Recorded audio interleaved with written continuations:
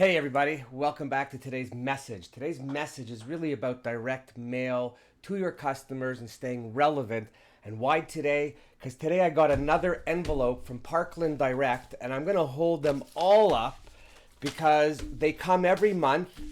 They're using coated, uncoated, they're using foils, they're using embossing, they're using hot foil, cold foil, colored foil. They're using everything. But check this out.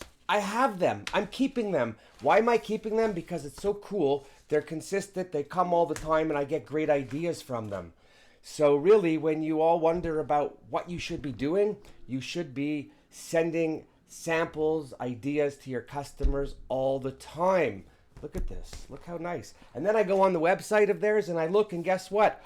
All of the envelopes that they sent me are on their website. And what does the website say? Envelopes that get opened. Not only did I open them, folks, but I opened them with a knife so I can keep the envelope. Usually I rip them open because I have no patience. But oh my God! So I'm gonna put their website in the comments section. Check them out.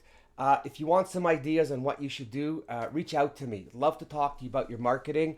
I hate to say this to you all. If you don't market, you're going nowhere. How can you offer up to your customers what you're not doing for yourself? Do you see where I'm going with this? Look at this. Just look at that. I can't help it. This is print porn at its finest.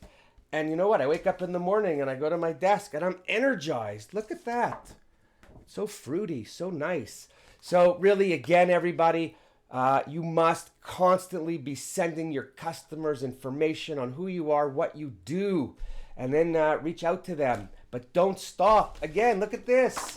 Everywhere, envelopes, Parkland Direct. You guys are the stars today.